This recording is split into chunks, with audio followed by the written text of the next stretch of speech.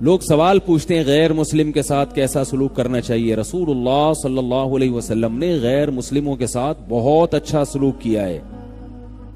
قرآن نے جو کہا ہے نا کہ ان پر شدت کرو، وہ میدان جنگ میں لڑنے والا ہے. جنگ کے اصول کچھ اور ہیں، امن کے اصول کچھ اور ہیں.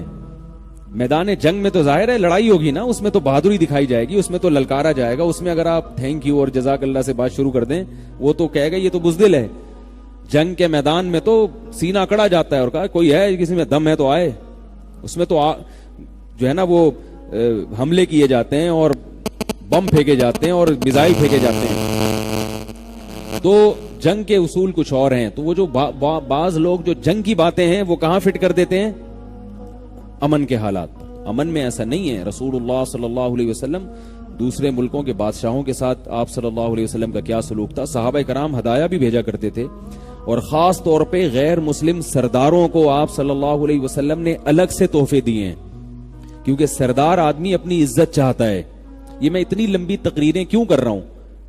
یہ سمجھانے کے لیے کہ عزت دوسرے کو بھی دینی چاہیے اور اپنی بھی عزت کی حفاظت کرنی چاہیے. اپنی بھی عزت کی حفاظت ایسا کام نہیں کرنا چاہیے جس سے آپ کی عزت کا جنازہ نکل جائے.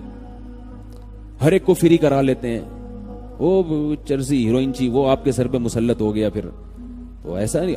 حضرت حکیم الامہ مولانا اشرف علی تھانوی رحمہ اللہ نے لکھا ہے کہ ہر ایک کو فری مت کرایا کرو. یہ انہوں نے لکھا ہے. فرمایا کہ اس کو فری کراؤ جس میں حوصلہ ہو، برداشت ہو. ورنہ وہ حوصلہ نہیں ہوگا نا تو جب آپ اس سے فری ہوگے تو وہ پتہ ہے کیا سمجھے گا؟ وہ یہ سمجھے گا کہ یہ عزت کے لائق ہی نہیں ہے، اس لیے مجھ سے فری ہو رہا ہے. جس میں حوصلہ ہوتا ہے وہ کہتا ہے بھائی یہ تو ان کا ظرف ہے، یہ تو بڑے اونچے مقام والے ہیں، لیکن دیکھو کیسے بے تکلف ہو کے مجھ سے گپ شپ لگا رہے ہیں، کیسے بے تکلف ہو کے ہنسی مذاق کر رہے ہیں. تو اس کی نظر میں عزت بڑھے گی. اور جس کے اندر خود حوصلہ نہیں ہے اس کی نظر میں عزت.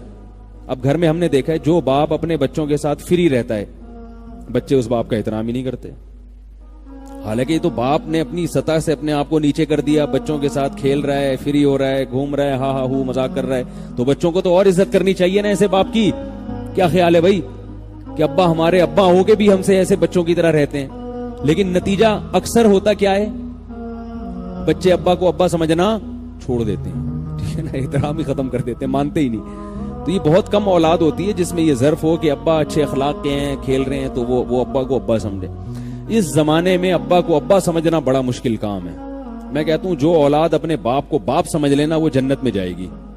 میری ذاتی رائے یہ ہے. جو اپنے باپ کو باپ سمجھ لے نا، اس باپ کو گھر میں احترام دے دے، اس کا حکم مان لے. کیونکہ باپ کے جتنے احسانات ہیں اس کائنات میں اللہ رسول کے علاوہ اتنے احسانات کسی کے نہیں ہوتے.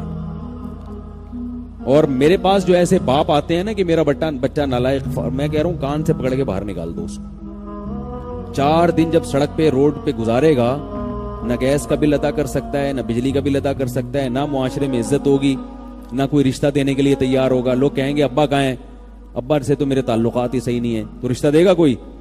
کہیں گے یار تمہارے تو اپنے ابا سے نہیں ہے، تم بیوی سے کہاں سے تعلقات صحیح رکھو گے؟ یہی ہوگا نا. تو ایسی اولاد کا میں تو فوراً کہتا ہوں کان سے پکڑ کے باہر نکال دو. 3 دن جب گلی محلے میں دھکے کھائے گا سیٹ ہو کے واپس آ جائے گا. لیکن باپ کا یہ بھی ظرف ہے کہ اتنا کچھ ہونے کے باوجود بھی وہ باہر نہیں نکالتا. کہتا کہاں جائے گا بیچارہ. یہ باپ ہوتا ہے.